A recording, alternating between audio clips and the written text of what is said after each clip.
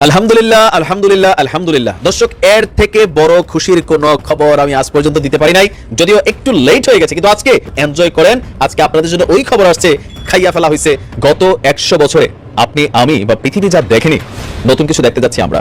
আর এই কথা কে বলছেন? যিনি কথা বলেন আর বাস্তবায়নে বিশ্বাসী, ডক্টর মোহাম্মদ ইউনূস। সবগুলাই ভাই এক একটা চমক থাকবে। এই গেমটা কেন খেলছে জানেন? বর্তমান সরকার দেখাই দিয়ে গেল স্বাধীনতা কাকে বলে। হ্যাঁ ভাই, তারেক রহমান কেন হাসিনা পড়ার পরে ফাঁকা মাঠটাও গোল দিতে পারলেন না, সেটা বোঝা যাবে আলোচনা। আগামী নির্বাচনে সেনাবাহিনীর যুগান্তকারী ভূমিকার আভাস, যে ভূমিকা বিএনপির সব স্বপ্ন খান খান করে দিবে। আসসালামু আলাইকুম প্রিয় দর্শক, ডক্টর মোহাম্মদ ইউনূস যে অ্যাকশন শুরু করে দিয়েছে, আগামী 100 বছর পর পর্যন্ত যুগ যুগান্তর ধরে ডক্টর মোহাম্মদ ইউনূসের এই শাসন ব্যবস্থাকে মনে রাখতে হবে। 18 কোটি জনতা আজকে অবাক হয়েছে, খুশি হয়েছে। ডক্টর মোহাম্মদ ইউনূস শেষ সময়ে এসে যে অ্যাকশন শুরু করেছে, আওয়ামী লীগ এর দালাল এবং ভারতীয় রীতিমতো টাইট হয়ে গিয়েছে। দর্শক, বিস্তারিত দেখতে পারবেন এই ভিডিওতে, তাই 1 সেকেন্ডও না টেনে পুরো ভিডিওটি দেখবেন। চ্যানেলে নতুন হলে সাবস্ক্রাইব করে রাখবেন পরবর্তী আপডেট পাওয়ার জন্য। ভিডিওতে একটি লাইক করে দেখতে থাকুন সম্পূর্ণ ভিডিওটি।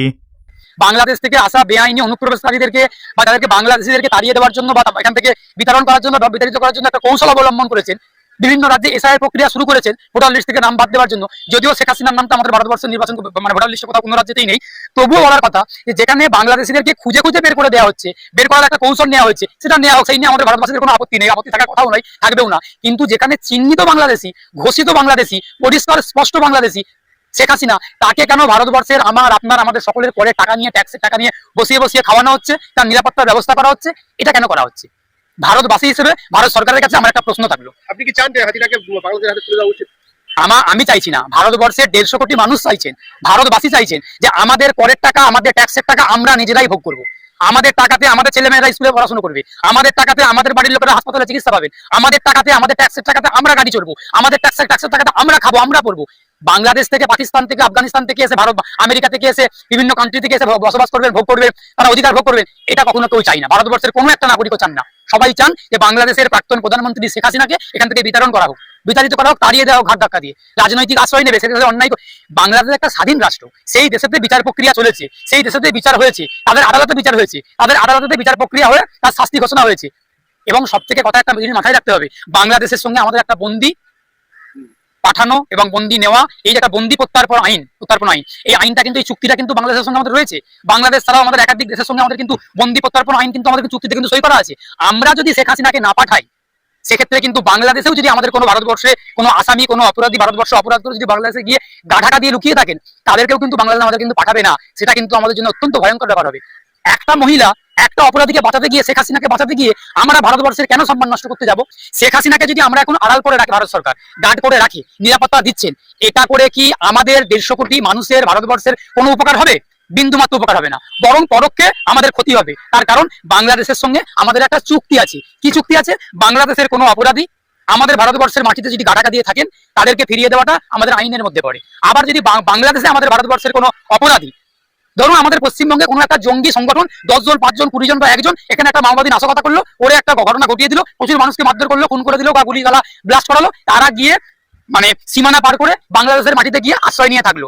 আমরা কি করবো? ভারত সরকার কি করবে? ভারত সরকার করবে কি, বাংলাদেশের সরকারকে আবেদন করবে যে এই মানুষগুলো আপনার মাটিতে, আপনার দেশেতে, খুলনা জেলা হোক, রাজশাহী জেলা হোক, পাবনা জেলা হোক, এই জেলাতে লুকিয়ে আছে, ওই আসামিগুলোকে ভারতবর্ষে ফেরত পাঠাও। তার কারণ ওই আসামিগুলো ভারতবর্ষের শান্তিকে, নিরাপত্তাকে লঙ্ঘন করে এখানে বিস্ফোরণ ঘটিয়ে ওখানে গিয়ে লুকিয়ে আছে। তখন কিন্তু বাংলাদেশ চুক্তি অনুযায়ী, আইন অনুযায়ী ওই আসামিগুলোকে ভারতবর্ষে ফিরিয়ে দেবেন। এটা চুক্তির আইন। কিন্তু যদি আমরা হাসিনাকে না পাঠাই বা বাংলাদেশে না পাঠিয়ে দিই, তাহলে দেশের আবেদন যদি সারা আমরা না দিই, অদূর ভবিষ্যতে আগামী দিনে বাংলাদেশের সরকার যদি আমাদেরকে এই আসামি ফিরিয়ে না দেয়, পরোক্ষে আদতে আমাদের ভারতবর্ষের 150 কোটি মানুষের, ভারতবর্ষের মাটি, ভারতবর্ষের অখণ্ডতা, ভারতবর্ষের সংবিধান, সম্প্রীতি, শান্তি কিন্তু লঙ্ঘন হবে। তাহলে কি বাংলাদেশের সঙ্গে আমাদের যে বন্ধুত্বপূর্ণ সম্পর্ক রয়েছে, সেই হাসিনার জন্য সেই সম্পর্ক নষ্ট হতে পারে? এটাই হচ্ছে একটা সম্ভাবনা দেখা দিয়েছে যে হাসিনাকে বাঁচাতে গিয়ে, নরেন্দ্র মোদীর পরম ভালো বান্ধবী শেখ হাসিনা, তাকে বাঁচাতে গিয়ে, তাকে রক্ষা করতে গিয়ে ভারতবর্ষের 150 কোটি মানুষের স্বার্থকে জলাঞ্জলি দিচ্ছে ভারতের সরকার, বিজেপি সরকার, কেন্দ্রীয় সরকার। এই অপরিপক্ক, অদূরদর্শী মানসিকতা নিয়ে কেন্দ্রের সরকার চলছে।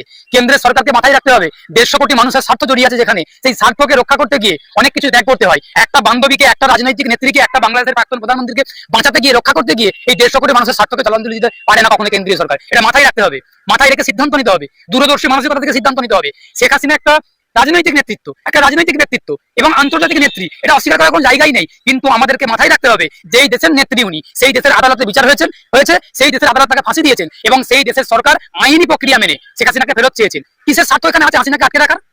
নরেন্দ্র মোদীর তোমার খুব বড় একটা বড় প্রশ্ন। আমি জানি না আমার এই প্রশ্ন কি পৌঁছাবে কিনা নরেন্দ্র মোদীর দরবার পর্যন্ত। তবু আমি কলকাতার মাটিতে দাঁড়িয়ে, পশ্চিমবঙ্গের মাটিতে দাঁড়িয়ে আমি অ্যাডভোকেট শেখ বাবুলাল, আমি প্রশ্ন করছি নরেন্দ্র মোদী সরকারকে, কিসের স্বার্থ রয়েছে হাসিনাকে বাঁচিয়ে রাখার, হাসিনাকে রক্ষা করার, হাসিনাকে গার্ড করার? আমরা ভারতবাসী, আমাদের নিরাপত্তাকে আপনি নিশ্চিত করুন। আমরা ভারতবাসী, আমাদের নিরাপত্তাকে আপনি নিশ্চিত করুন, দেশের নিরাপত্তাকে আপনি নিশ্চিত করুন। আমরা বাংলাদেশিরা কিভাবে লোকজনদেরকে বুঝালে তারা একটা জিনিস বুঝে। জেনারেল ওয়াকার 17 বেঙ্গলের অ্যাক্টিং সিও হিসাবে সোলজারদের সহ দাঁড়ায় থাকলেন পিলখানায়, ভিতরে ঢুকলেন না। বলা হলো আপা নিষেধ করেছে, ঢোকা যাবে না।